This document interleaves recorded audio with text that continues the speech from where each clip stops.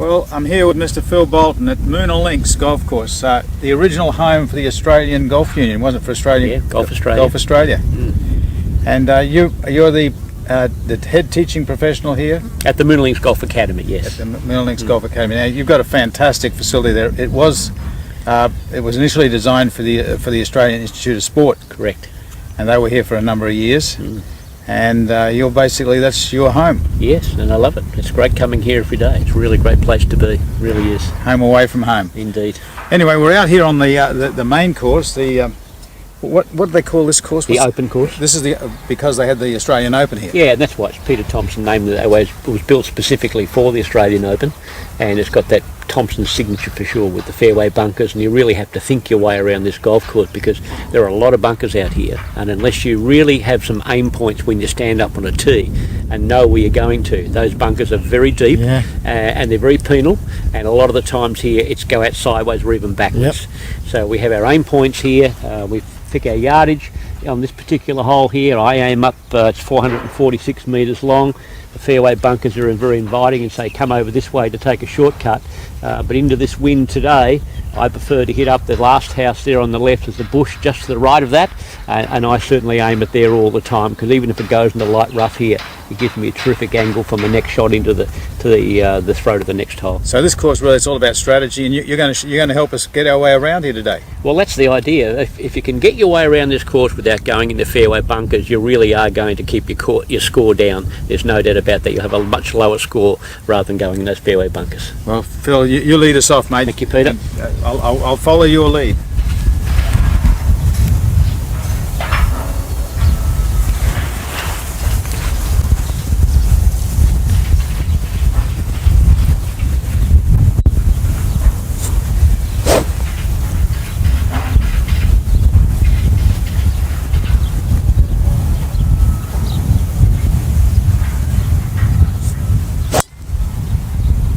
Well, I think you've just done it perfect. It's just going to miss it. No. Oh, Just got it. that's Best the problem. laid plans. Yeah, look, the trouble is when you mention all of these things, your mind doesn't know, it has a no button, does it? So definitely, what I noticed is there was quite a bit of breeze. You had a nice shot there. It just didn't draw like it would normally. I normally do. The wind's coming that way, so That's okay.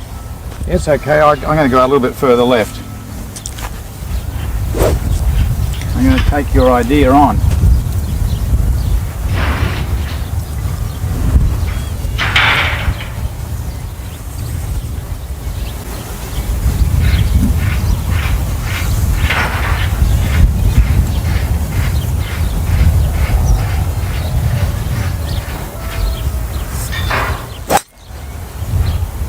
Pretty much perfect, Peter. It might just land the light rough. It'll be a very, very safe shot for your next. Usually they kick down off the hill there, but it's not too bad. Well, I thought your advice might be very good, so I tried it. Now, Phil, we got a young guy with us here today. This guy's he's been playing golf about 6 months. Okay. And I'd really like you to keep an eye on him for me. Just make sure if you find anything that you can help us with. He's really enthusiastic. And Jake Hauer. Yep. We're back in playing on these fantastic golf courses. Yes. You like this one? This is my home, so I do like this one. Excellent.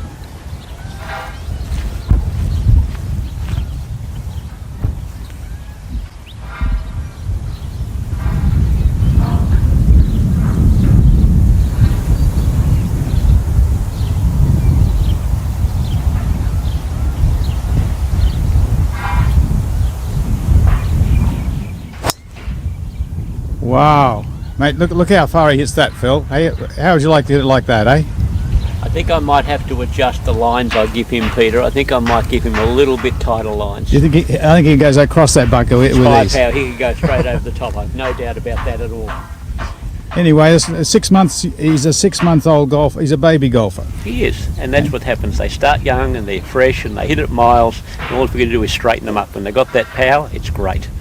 Okay, let's go and play the next shot. Sure. Okay, well here I am, hit another ball off the tee, and I've just managed to miss the bunker this time. And as you can see up there, there's another 7 bunkers we're going to try and avoid up on the fairway. So again, rather than try and take those bunkers on, I'm going to aim well left of them. There's another bush up there, fact, I look above the bush and I see a gum tree on the horizon. So I like to look high and have an aim point high. Yep. So I'm going to aim up towards that gum tree now, knowing that we're going back into the wind, and we'll try and I'm going to get 3 wood at about a 100-metre shot out.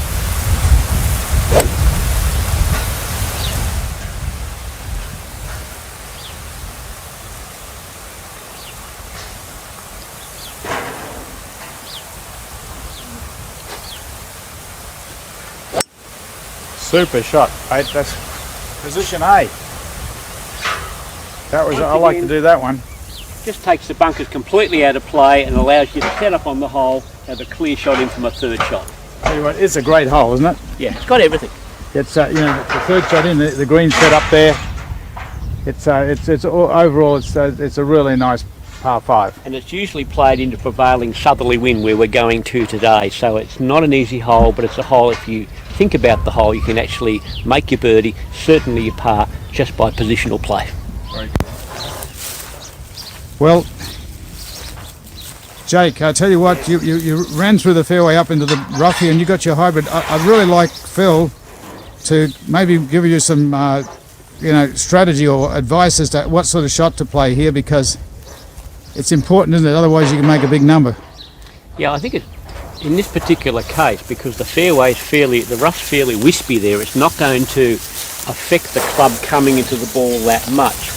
However, you look at how far the first bunker is there, and I'd say that's probably, 150, 160 metres away, Yep. would you say? And then you can look at about 180 for the next. Now, how far do you hit that club? The flat lie, it's probably 220. Okay, so you're going to bring those bunkers into play. So what you'll have to do here out of this lie is hit it left of those bunkers, which means you've got a very narrow area here. Yep. Now, what I'd be looking at doing from there, how far do you hit your 7-iron? 160. Okay, so that's going to be short of that bunker, isn't it? Yep. And then if you do hit your 7-iron well, then you'll only have about a 7 or 8 on the green. Now, if you hit this hybrid well, number one, you can bring the bunkers into play. It could smother into the rough there, and then you're still going to have 80 or 90 out anyway. So just a strategy point of view, and this is where it's a good tip for young players, think of the next shot. Sure. Think of the score you're going to have in a hole, and as Peter said, we don't want to run a big number up. Yeah, it's no great. If you could stand here and say, well, I can knock this on and make the putt and make birdie, that'd be fine. Yeah. But we'd need a bazooka to get it there from here. So let's try that strategy and go 7-iron, 7-iron, and see how you finish up on the hole. Isn't that the way? So, as we all would like to have the ultimate, but you got to play smart golf. Yeah, it's a downhill lie, ball's below your feet. Very easy for the club to hit the ground early before the ball, whereas with the loft of something like a 7-iron, set up to the ball with the club face slightly open, because the long grass might pull the club face closed a little. And even if you do happen to hit it to the right of that bunkie, again, you're still only going to be about 130, 140 metres out from the green. Right, put that into action. I would always make sure I had a practice swing almost on the parallel line next to the ball, not too close so we don't move the grass, but at least get the feel where the bottoming out of the arc is. We've got to feel where that ball is at the bottom of the arc. Okay, now see how that was a little high there? I want you to really feel you can get that club down to the ground. That was great. Good swing.